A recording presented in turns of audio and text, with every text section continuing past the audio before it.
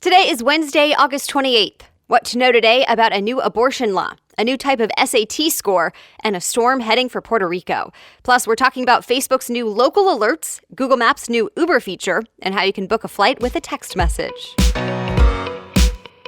Welcome to The Newsworthy. All the day's news in less than 10 minutes. Fast, fair, fun, and on the go. I'm Erica Mandy. Thanks so much for being here. You ready? Let's do this. More than 20 women who say Jeffrey Epstein abused them shared their stories in court one by one for 3 hours yesterday, and they say justice still has not been served. Epstein was accused of sex trafficking and abuse. He's the politically connected multimillionaire who reportedly died by suicide in his jail cell earlier this month.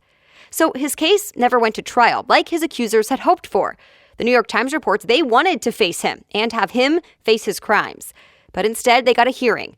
The Washington Post reports some talked about the alleged abuse in public for the very first time. Despite that, the hearing was actually about whether or not a judge should formally drop the charges against Epstein, and experts say that will likely happen. Though, keep in mind, there's still a lawsuit against his estate, and prosecutors are saying they're still investigating who else may have helped Epstein with those alleged crimes. One more thing on this. At the hearing, Epstein's lawyers pushed for more investigation into how he died. Even though the autopsy results showed he killed himself, ABC News reports his lawyers think there's evidence that it could have been murder. To be continued. One of the nation's most restrictive abortion regulations was supposed to go into effect in Missouri today, but a federal judge just put it on hold.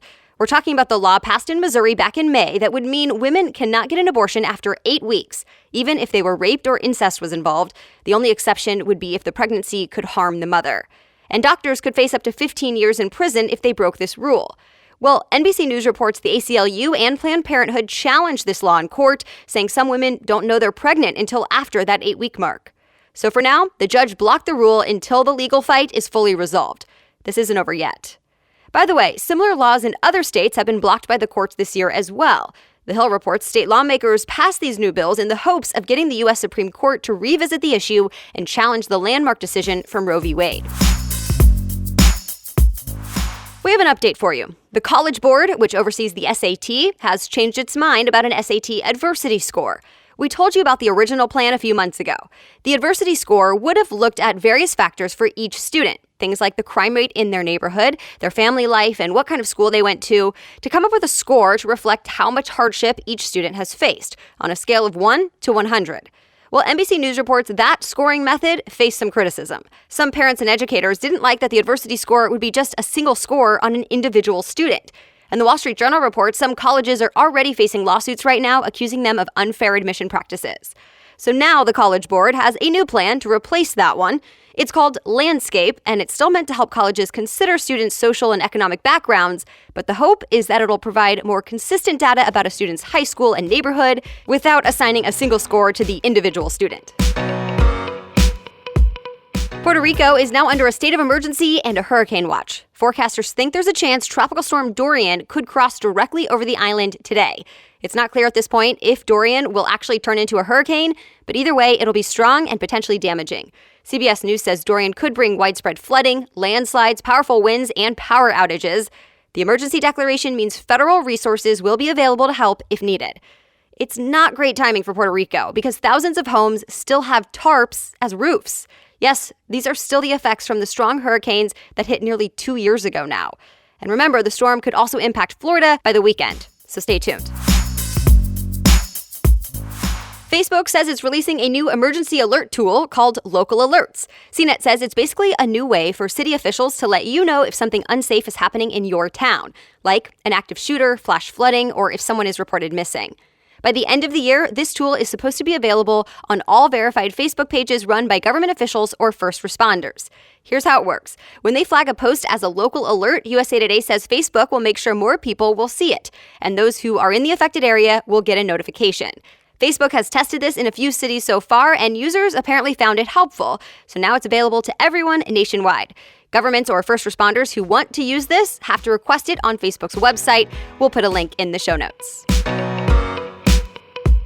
All right, we have more news ahead, but first, thank you to our sponsor this week, Blinkist. With social media and work and family and whatever else, you may not think you have the time to sit down and read a book or develop yourself. Well, Blinkist is making it easier for busy people who still want to learn from books without needing to read the entire thing for every single book you're interested in. Blinkist is the only app that takes the best key takeaways from thousands of nonfiction books and condenses them down for you into just 15 minutes so you can read or listen. Blinkist has a big library of books as well. So when I hear about a book that might be interesting, I can pull up the app right then and there on my phone and get reading or listening and learning within minutes. You've heard me talk about the book Factfulness, 10 Reasons We're Wrong About the World and Why Things Are Better Than You Think. That's available on Blinkist. And there are many other popular ones as well, like The 4-Hour Workweek by Tim Ferriss. And right now, Blinkist has a special offer. Go to Blinkist.com/news to start your free 7-day trial. That's Blinkist, spelled Blinkist, Blinkist.com/news to start your free 7-day trial. Blinkist.com/news. Now back to the news. Record-setting Fortnite streamer Tyler Blevins, aka Ninja, is the first pro gamer to sign a deal with Adidas. Adidas told Engadget the move was a way to show its commitment to the gaming world. There aren't a lot of details about the multi-year deal just yet, but Blevins said to use your imagination, and The Verge says it could lead to Ninja products for sale in either the physical or virtual world. It's fairly new for apparel companies to make these types of deals with esports or gaming pros, but Ninja, for example, has millions of followers.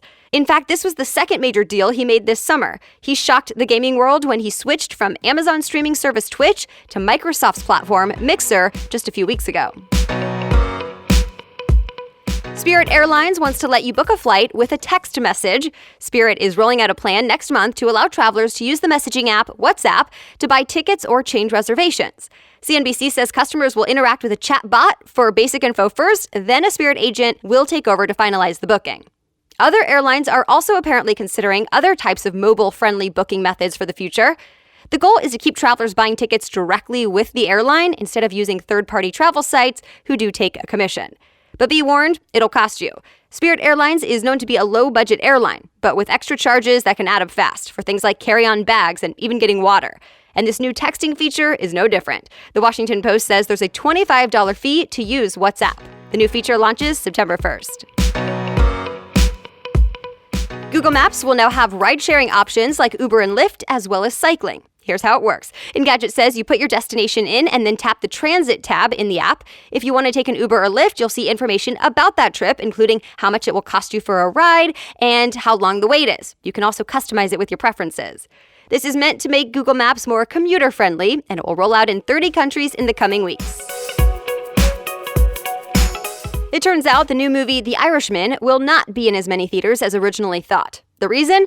A policy that basically says theaters have to play a movie for 3 months before it can be on a streaming service. But Netflix, who is helping make this movie, wants it to be available for its subscribers ASAP. The Hollywood Reporter says Netflix offered theaters a 30-day window instead, but big theater chains like AMC are not on board. So now Forbes reports the film will only play in 250 indie theaters, not in any major chains. It hits theaters November 1st and will be available on Netflix 3 weeks later. All right, that's it for the main news today, but it's now time for Work Wednesday, where we break down one interesting career or work-related news story every Wednesday. And Work Wednesday is brought to you by LaFleur, the wardrobe solution for professional women. Live with purpose, dress with ease. This week, we're talking about robots taking over human jobs, even within the next decade, and what we might be able to do about it. So first, a recent report by Oxford Economics said robots will take 20 million jobs by the year 2030, so just about 10 years away. And already, the number of robots in use worldwide multiplied threefold over the past 2 decades. One expert told Fox Business that because of artificial intelligence, the world is changing more in the next 10 years than it has in the last 100 years. Although it's worth noting that MIT Technology Review looked at a bunch of different studies on this issue last year and found experts are a bit all over the place with different opinions about the impact of AI and robots. Still, Northeastern University president and author of the book Robot Proof: Higher Education in the Age of Artificial Intelligence told Entrepreneur magazine there are 3 ways to robot-proof yourself for the future. So number 1, know how machines work, have a basic understanding of coding and engineering. Number 2, understand data. All this AI will produce a lot of info, and humans will be needed to analyze it. And number 3, what he calls humans' biggest advantage, our ability to, quote, be creative, be innovative, to be entrepreneurial, and to empathize with and work with other humans. All right, thank you so much for listening today, and thank you to the Newsworthy Insiders for supporting the show. If you are new here, be sure to hit that subscribe or follow button in your podcast app to get new episodes each weekday.